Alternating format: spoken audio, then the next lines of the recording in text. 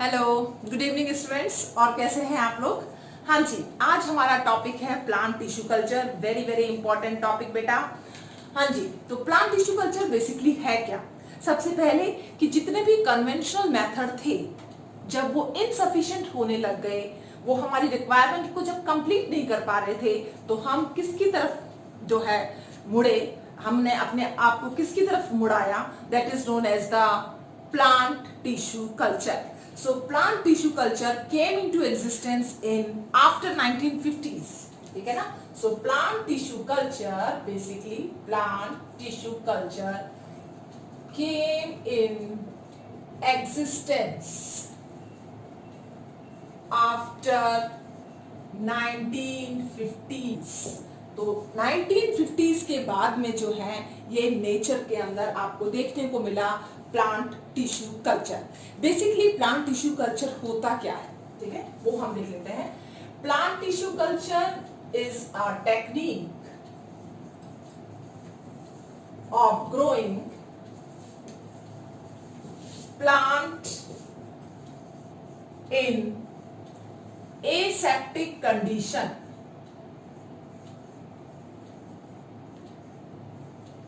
Aseptic conditions आप जानते होंगे, that is totally bacteria free, ठीक है ना, sterile condition, that is sterile bacteria free condition, aseptic condition and controlled environmental condition. aseptic के साथ साथ में आपको क्या रखना है? environmental condition को भी कंट्रोल रखना है, and controlled environmental condition.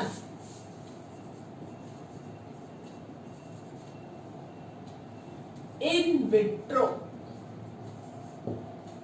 अब आप देखिए, आप प्लांट टिश्यू कल्चर कर रहे हैं, तो प्लांट टिश्यू कल्चर बेसिकली आप कहां करते हैं? आप लैब में करते हैं। इन विट्रो का मतलब ही क्या होता है? लैब होता है, ठीक है। अगर मैं किसी प्लांट का culture plant tissue culture method से कर रही हूं, तो मैं उस टेक्निक को क्या कहूंगी? Micro propagation. That is the propagation of the plant through tissue. तो प्लांट टिश्यू कल्चर और माइक्रो प्रोपगेशन, एक बार अपन लिख लेते हैं, माइक्रो प्रोपगेशन दोनों ही सेम है, इसमें कंफ्यूज नहीं होना है, they both are same. So next is the micropropagation. What is micropropagation? Micropropagation is a technique of growing plant in a aseptic condition, or propagation of plant via small part, that is tissue or a cell, is called micropropagation. इसको भी तो micropropagation ही कहते हैं। So propagation of plant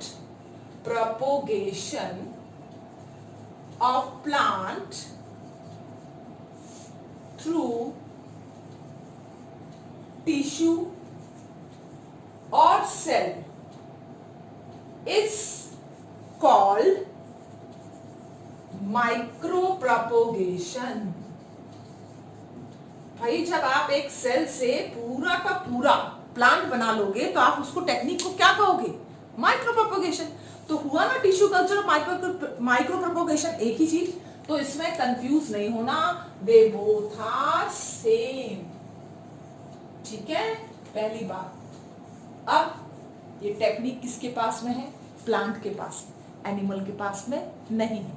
reason, the reason behind that is the totipotency. What is the reason? Totipotency. अब आप देखिए, टोटी मतलब होता है complete, total.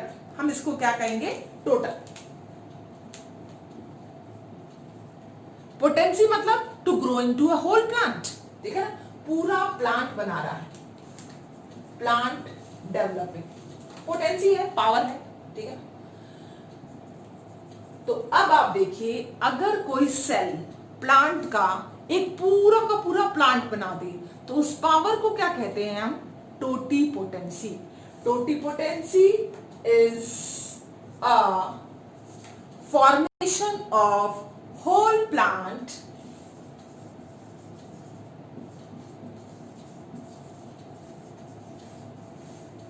from single cell. Okay, that property is known as totipotency. एक सेल पूरा प्लांट बना सकता है. इमेजिन, ये पावर किसके पास में है? That is in plants. तो हम इसको थोड़ा सा डायग्रामेटिक व्यू में कर लें तो हमें पता चल जाए कि वास्तव में लैब के अंदर कैसे काम चलता है.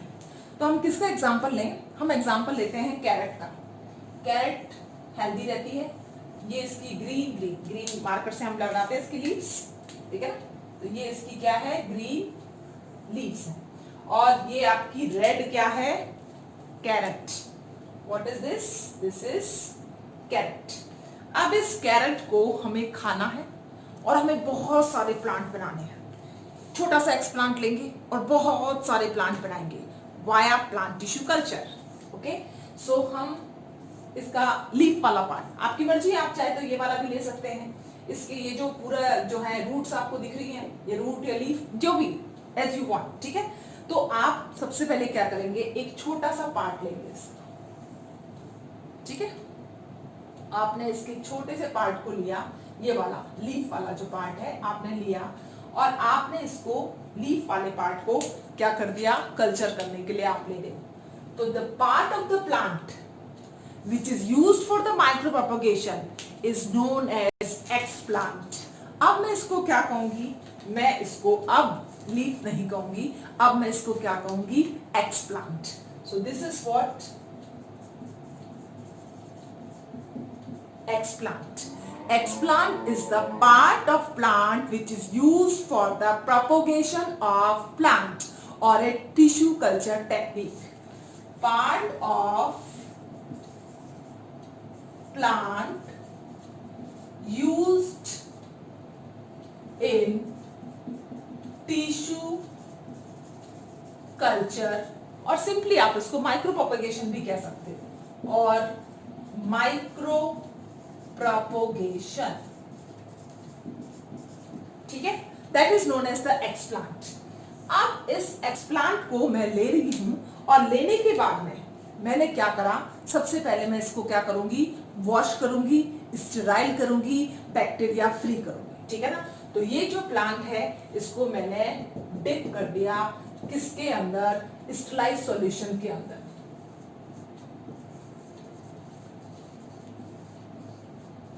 ये जो स्टेलाइजेशन सॉल्यूशन है ये क्या हो सकता है?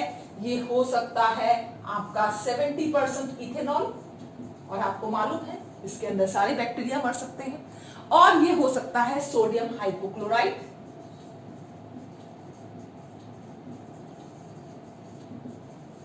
ठीक है. तो आपने इसको वॉश कर दिया एक्सप्लांट को. अब इस एक्सप्लांट को वॉश करने के बाद में आप क्या करोगे? इसको न्यूट्रिएंट मीडिया के अंदर डालोगे. आर्टिफिशियल हो रहा है सब कुछ, लैब के अंदर हो रहा है, इन विट्रो कंडीशन के अंदर हो रहा है. आप एक्सप्लांट निकाल चुके हैं, उसको वॉश कर चुके हैं इथेनॉल से, सोडियम हाइपोक्लोराइड से. अब आप उसको स्टेलाइज्ड न्यूट्रियल मीडिया में रखोगे. ये हम ले लेते हैं ये वाला, ठीक है ना. ये आपका एक्सप्लांट जो है इसको आपने किसके अंदर रखा है?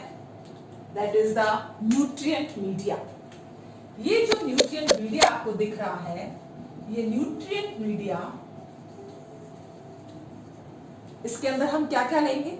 सबसे पहली बात, इसके अंदर आप सारा अमाउंट लोगे, ठीक है ना. आप इसके अंदर मैक्रो न्यूट्रिएंट्स लेंगे.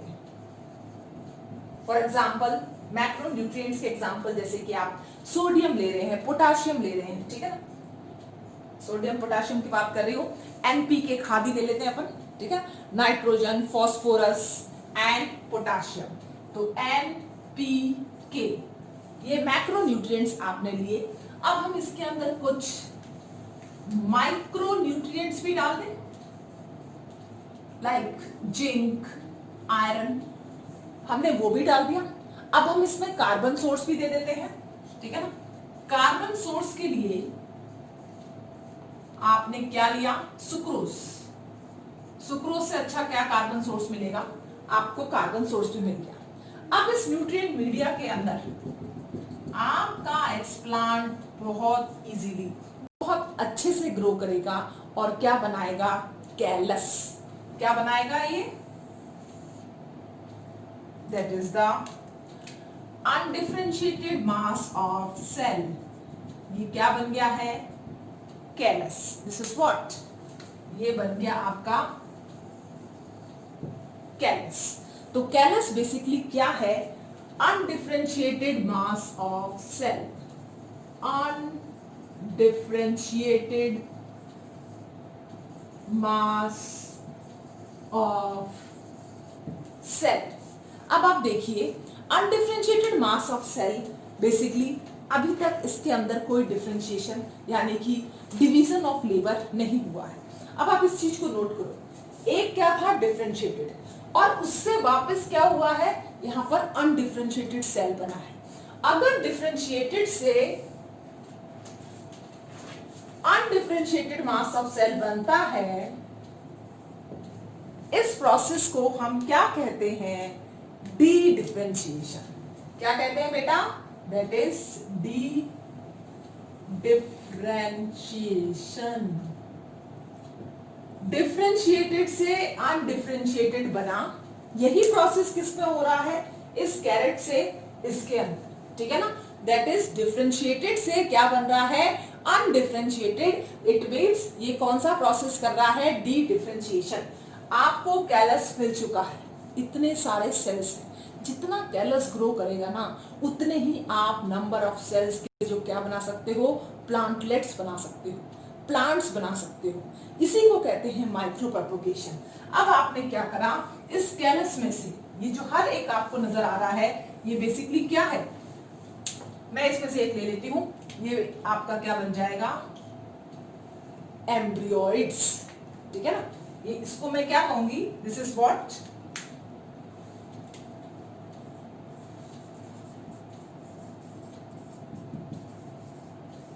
एम्ब्रियोइड्स।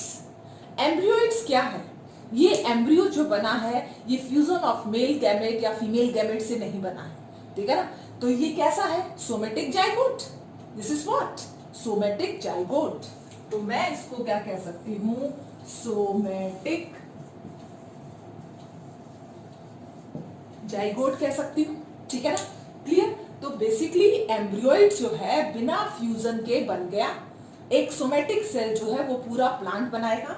इस एम्ब्रियोइड से आपने इसको लिया, बहुत सारे बनेंगे एम्ब्रियोइड्स, एक तो नहीं बनेंगे, ऐसे बहुत सारे एम्ब्रियोइड्स बनेंगे। आपने कार्बन सोर्स दिया है, कैलस से बनना शुरू हो जाएंगे। इनको आप क्या करोगे, ले लोगे, अलग अलग हम लेंगे, ठीक है ना। तो ये जो बना है, दिस इज व्हाट, एम्ब्रियो। इस एम्ब्रियो को आप क्या करोगे, एक आप इसको पॉट में रखेंगे for the acclimatisation, for the hardening, ताकि एनवायरनमेंट के कांटेक्ट में आए और ये थोड़ा सा अपने आप को अकॉर्डिंग टू एनवायरनमेंट अपने आप को चेंज करना सीखे। क्योंकि ये पूरा मीडियम कैसा था, आर्टिफिशियल मीडियम में ग्रो कर रहा था। तो जब ये आर्टिफिशियल मीडियम में ग्रो कर रहा है, इसको बाहर की नेचुरल हार्श कंडीशन के बारे में नहीं मालूम है, ठीक है ना। तो ये एम्ब्रियो जो ग्रो हुआ है अब किस में आ गया है, एक छोटे से प्लांटलेट के अंदर। ये क्या बन गया है, प्लांटलेट, यानी कि अभी कंप्लीट प्लांट नहीं बना है, एक छोटा पौधा। It is known as the plantlet. इसके अंदर शूटिंग भी हुई है, रूटिंग भी हुई है। तो ध्यान रखना, शूटिंग और रूटिंग ये दोनों ही प्रोसेस दो हार्मोन की वजह से होती है, ऑक्सिन और साइटोकाइनिन, ठीक है ना। तो आपको ध्यान रखना है, ऑक्सिन और साइटोकाइनिन इसके अंदर क्या इंड्यूस करेंगे, रूटिंग और शूटिंग। और किसी हार्मोन को नहीं लेना है, सिर्फ ऑक्सिन और cytokinin are sufficient for rooting and shooting. जैसे इसके अंदर रूटिंग और शूटिंग शुरू हो गई, प्लांटलेट बन गया। अब ये प्लांटलेट को आप हार्डनिंग प्रोसेस के लिए, किस प्रोसेस के लिए बेटा, हार्डनिंग प्रोसेस के लिए आप जैसे इसके अंदर रूट्स बन रही हैं, ये सब कुछ बन चुका है प्लांटलेट, आपने इसको फील्ड में रखा। कहाँ रखा, फील्ड में रखा, ताकि ये क्या हो, एक्लिमेटाइज हो। अपने अकॉर्डिंग अपने अंदर चेंजेस लेके आए फॉर द एक्लिमेटाइजेशन एंड आप इसको कह सकते हो हार्डनिंग। तो हार्डनिंग के लिए आप इसको रखोगे फील्ड के अंदर और फिर ये बन जाएगा आपका प्लांट। इस पूरे प्रोसेस को हम क्या कहते हैं, प्लांट टिश्यू कल्चर। क्यों पॉसिबल हुआ? Just because of the totipotency. आपने प्लांट लिया, उसको आपने कट करा, कट करने के बाद आपने उसको एक्सप्लांट करा, एक्सप्लांट के बाद आपने उसको क्या करा, न्यूट्रिएंट मीडियम प्रोवाइड करा। न्यूट्रिएंट मीडियम जो था वो क्या कर रहा था, उसके अंदर कैलस की ग्रोथ करेगा। जब उसने कैलस की ग्रोथ करी तो उसमें क्या बने, एम्ब्रियोइड्स बने। एम्ब्रियोइड्स को आपने लिया, उसको सेपरेट करा, क्या कहलाए, एम्ब्रियो। ऐसे एम्ब्रियो जो बिना फ्यूजन के बनते हैं क्या कहलाते हैं, सोमेटिक एम्ब्रियो। सोमेटिक एम्ब्रियो को आपने इंड्यूस करा हार्मोन ऑक्सिन और साइटोकाइनिन, ठीक है ना। ऑक्सिन और साइटोकाइनिन ये दोनों हार्मोन सफिशिएंट है for the routing and the shooting. उसके बाद में जब रूटिंग और शूटिंग हो गई, ये क्या बन गया, छोटा सा पौधा, प्लांटलेट। उस प्लांटलेट को आप फील्ड वाली कंडीशन में ले जाते हो, वो वहां की हार्श कंडीशन से एक्लिमेटाइज होता है, अपने आप को ढालता है, हार्डनिंग होती है और वापस ये फील्ड के लिए तैयार। एक छोटे से एक्सप्लांट से आपने ढेरों प्लांट्स बना लिए, that is known as the micropropagation. Yes बेटा, now we take the steps of the plant tissue culture. तो कौन कौन से स्टेप्स हैं जो आपने पढ़े हैं अभी? Steps of plant tissue culture. तो सबसे पहले आप क्या करते हो, एक्सप्लांट को स्लाइस करते हो, ठीक है ना। The first function is the what, that is the sterilisation of explant. और सिलेक्शन ऑफ एक्सप्लांट कर लो, उसके बाद में स्टरलाइजेशन कर लेते हैं। Selection of explant, then sterilization of explant। सबसे पहले आप सेलेक्ट करोगे कि कौन सा है जिसको आपने एक्सप्लांट को आपने लीफ लिया है, रूट लिया है, शूट लिया है, आपने स्टिप्यूल्स लिए हैं, आपने कौन सा पोर्शन जो है उसका लिया है, फ्रूट का लिया है, फ्लावर का लिया है, कोई भी पोर्शन जो भी आप लेते हो, ठीक है ना। फिर आपने उसको क्या कर दिया, दैट इज द स्लाइस। स्लाइजेशन के बाद में हम थर्ड जो लेंगे एक्सप्लांट के सिलेक्शन के बाद में, दैट इज द इनॉकुलेशन। इनॉकुलेशन मीन्स आप पर्टिकुलर जो भी आपने सिलेक्शन करा था एक्सप्लांट का, उसको आप एक ट्रांसफर कर रहे हो टेस्ट ट्यूब में या फिर किसी पेट्री डिश के अंदर। तो ये जो ट्रांसफर है, transfer of explant is basically known as the inoculation. आपने उसका क्या करा है, ट्रांसफर कर दिया। सक्सेसफुल अगर ट्रांसफर हो जाता है, क्योंकि ये भी बहुत इंपॉर्टेंट स्टेप है, किसके लिए, प्लांट टिश्यू कल्चर के लिए। अगर ये सक्सेसफुल इनॉकुलेशन नहीं होता है इसका मीडिया के अंदर, तो आप ये सोचिए कि आपको जो है प्लांट टिश्यू कल्चर नहीं मिलेगा। पहले आपने सिलेक्शन करा, फिर आपने स्टरलाइजेशन करा, सबसे मोस्ट इंपॉर्टेंट आपने क्या करा, इनॉकुलेशन। और आफ्टर इनॉकुलेशन आप इसके अंदर क्या होगा, रीजनरेशन। किसका रीजनरेशन होगा, या तो ये कैलस बनाएगा, या फिर हो सकता है ये रूट फॉर्म करे, या फिर ये शूट फॉर्म करे। ये डिपेंड करता है कि आपका कल्चर कैसा है। आपका कल्चर अगार अगार मीडियम के अंदर है या फिर आपका कल्चर सस्पेंशन के अंदर है, ठीक है ना। तो उसके ऊपर डिपेंड करेगा। तो इनॉकुलेशन के बाद हम क्या लेंगे, रीजनरेशन। तो रीजनरेशन के अंदर कैलस का भी फॉर्मेशन हो रहा है, इसमें रूटिंग भी चल रही है, इसमें शूटिंग भी चल रही है। ये तीनों ही चीजें जो है इसके अंदर चलेंगी। अब रीजनरेशन के बाद में आप उस पर्टिकुलर प्लांट को या प्लांटलेट को क्या करोगे, हार्डनिंग वाले प्रोसेस में ले जाओगे, एक्लिमेटाइजेशन वाले प्रोसेस में ले जाओगे, ठीक है ना। तो आप नेक्स्ट क्या कर रहे हैं, दैट इज द हार्डनिंग, ठीक है ना।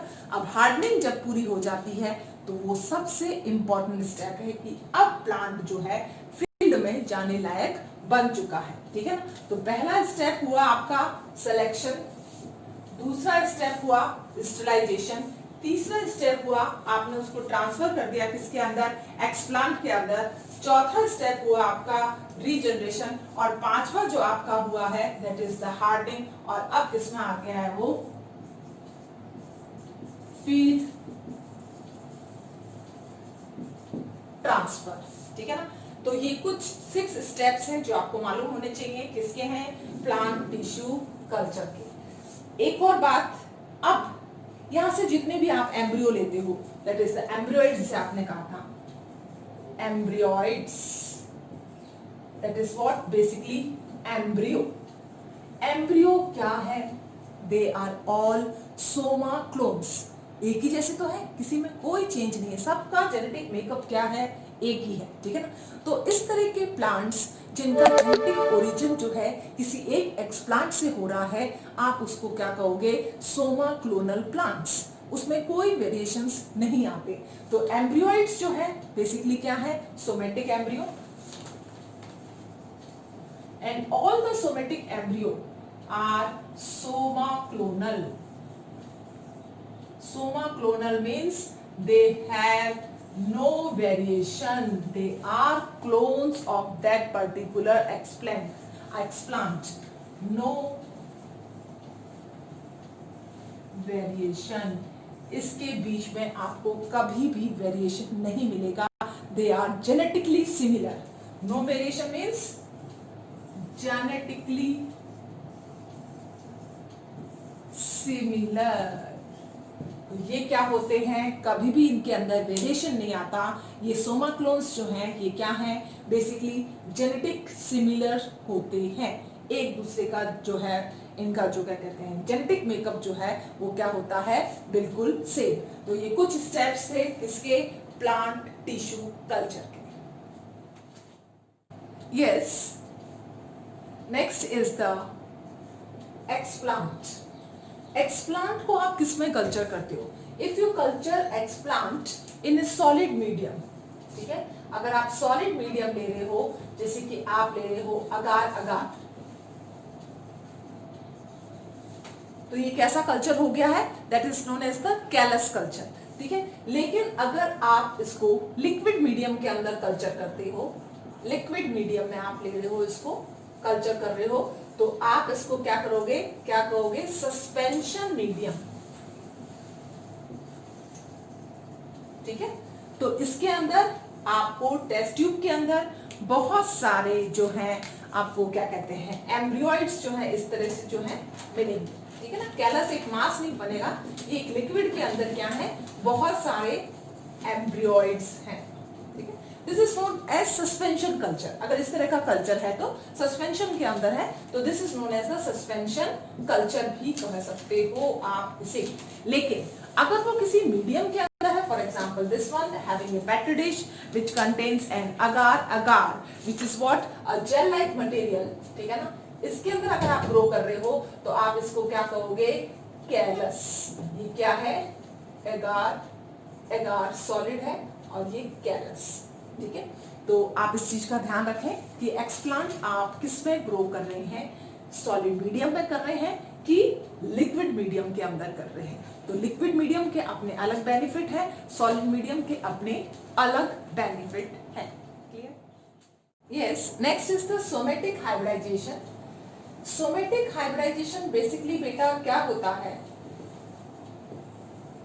आप देखिए, आप प्लांट का सेल है, सपोज को this one is the plant cell, ये प्लांट का सेल है, तो प्लांट सेल के ऊपर सेल वॉल पाई जाती है। अगर इसकी सेल वॉल को हम रिमूव कर देते हैं तो बाकी जो भी पोर्शन बचता है that is known as the protoplast. ये प्लांट सेल है, आपने सेल्यूलेज का ट्रीटमेंट दिया, सेल्यूलेज या फिर आप पैक्टिनेज भी इसके साथ में ऐड कर देते हैं, आपको क्या मिल जाएगा, प्रोटोप्लास्ट। ठीक है, अगर आप इसी तरह से दो प्रोटोप्लास्ट को लेते हैं और उनको फ्यूज कराते हैं, if there is a fusion of two protoplast, ठीक है ना, ये सेकेंड प्रोटोप्लास्ट है और ये क्या है,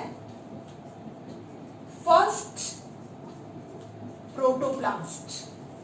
या तो आप ये डिफरेंट स्पीशीज का ले सकते हैं, जीनस का ले सकते हैं, या फिर सेम स्पीशीज का भी आप जो है ले सकते हैं, ठीक है ना। तो इसके अंदर अगर आप प्रोटोप्लाज्म फ्यूजन करा रहे हो और somatic hybridization that may be of same species और डिफरेंट स्पीशीज और डिफरेंट जीनस में भी पॉसिबल इजीली, ठीक है ना। तो अगर आपने ये प्रोटोप्लास्ट लिया है, अगर आप इसके अंदर पॉलीइथाइलिन ग्लाइकॉल PEG डालते हैं, पॉलीइथाइलिन ग्लाइकॉल, तो ये आपस में क्या कर जाएंगे, फ्यूज कर जाएंगे, ठीक है ना। ये क्या हो जाएगा, इनका फ्यूजन हो जाएगा और फ्यूजन से आपको क्या मिल जाएगा, इन दोनों के फ्यूजन से आपको एक सेल मिल जाएगा। आप इसको क्या कहोगे, सोमेटिक हाइब्रिडाइजेशन। तो सोमेटिक हाइब्रिडाइजेशन का ही नतीजा है जो पोमेटो जो है, पोमेटो आपने नाम भी सुना होगा, pomato, that is from potato and tomato. तो पोटैटो और टोमेटो की स्पीशीज को जब आपने उनके सेल को फ्यूज करा तो आपको क्या मिला, आपको एक वैरायटी मिली, new variety which is known as pomato. So this is the result due to the somatic hybridization. अच्छा, तो अपना प्लांट टिश्यू कल्चर होता है कंप्लीट। एक डाउट जो बच्चों को बहुत बार आया है, आप लोगों को भी आया है, वो डाउट क्या है कि फर्स्ट शूटिंग होगी कि रूटिंग होगी, ठीक है ना। तो अपने दिमाग में एक कॉन्सेप्ट क्लियर कर लीजिए कि रूट जो है वो कैसे डेवलप होती है। रूट डेवलप होती है शूट की पेरिसाइकिल से। क्लियर, आप इस चीज का ध्यान रखना। मैं यहां पर लिख देती हूं उसको, root develop from pericycle of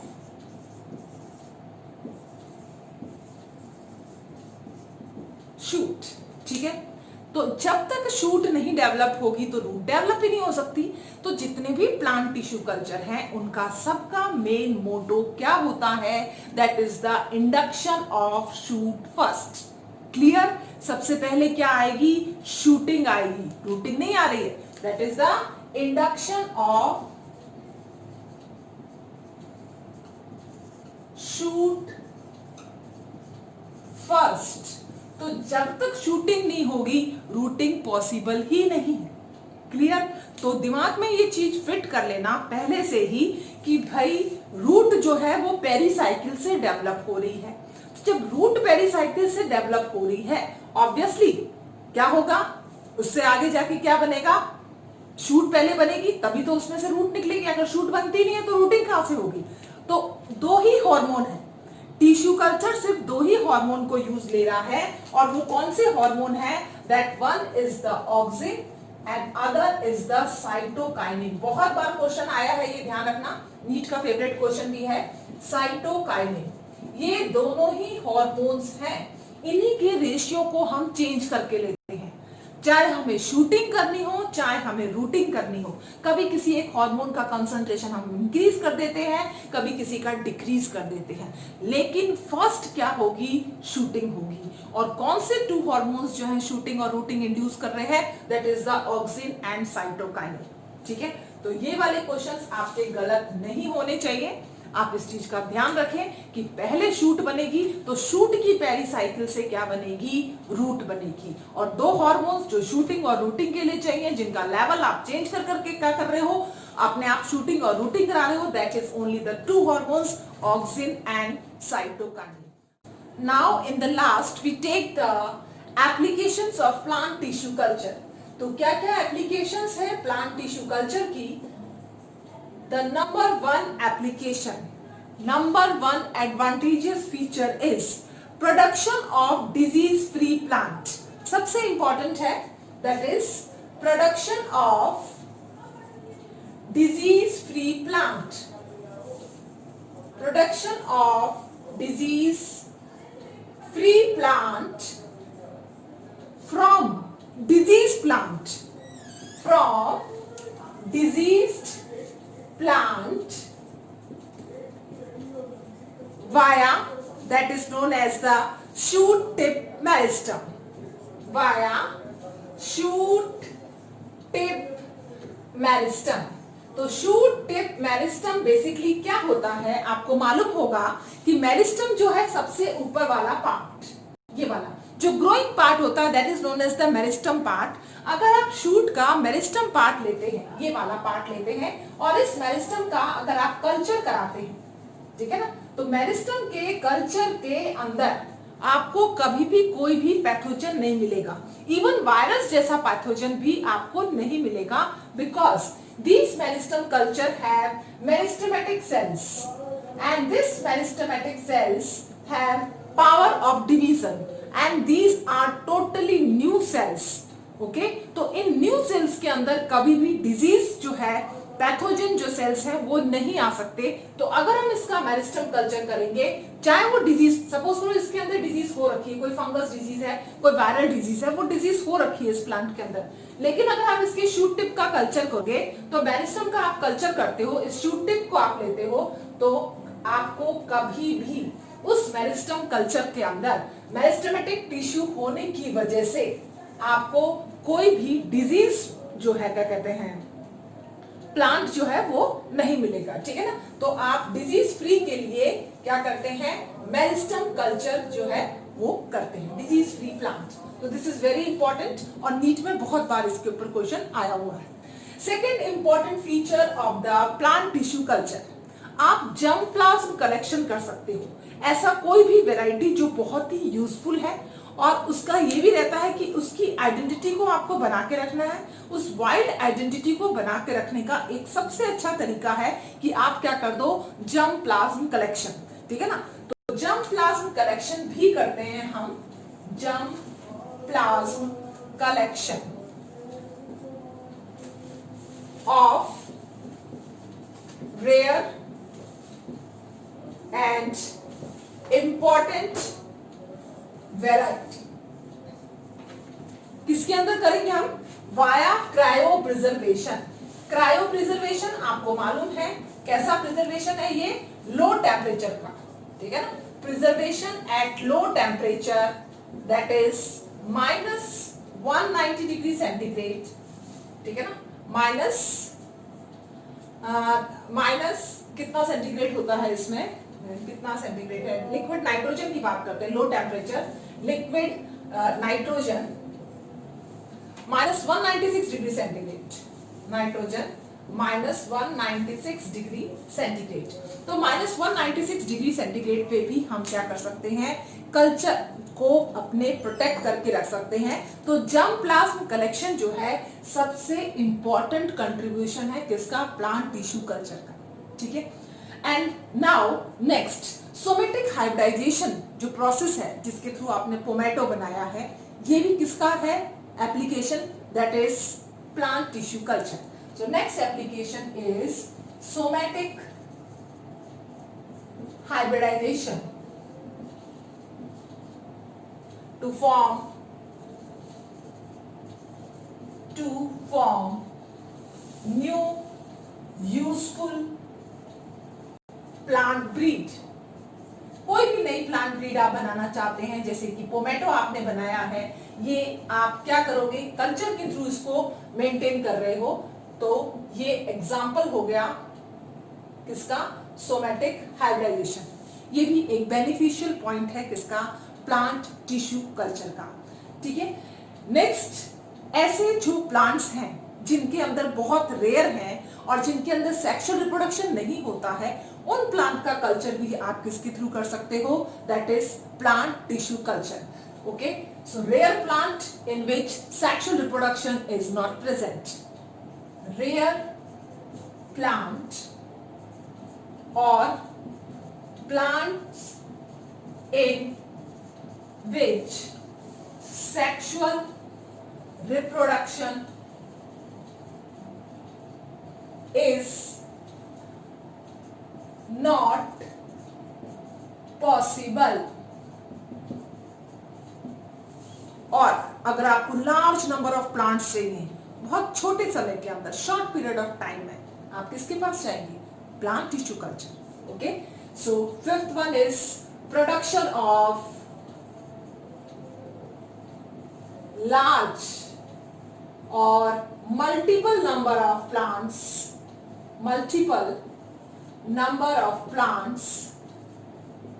in short period of time.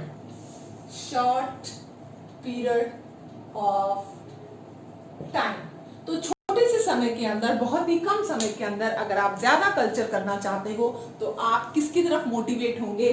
Plant tissue culture की तरफ। अगर आपको डिजीज फ्री प्लांट चाहिए, आप किसके पास जाओगे? Plant tissue culture. अगर आपको जर्म प्लाज्म कलेक्शन करना है किसी अच्छी वैरायटी का, आप किसकी तरफ जो है मोटिवेट होगे? That is plant tissue culture. Somatic hybridization आपको कराना है, that is via plant tissue culture. Rare plant है और जिस प्लांट के अंदर सेक्सुअल रिप्रोडक्शन क्या होता है? एब्सेंट होता है, उसके लिए आप क्या करोगे? Plant tissue culture. तो आप ये देखिए, आप हेल्दी प्लांट का प्रोडक्शन कर रहे हैं, बहुत ज्यादा मल्टीपल अमाउंट ऑफ प्रोडक्शन कर रहे हैं इंक्रीज।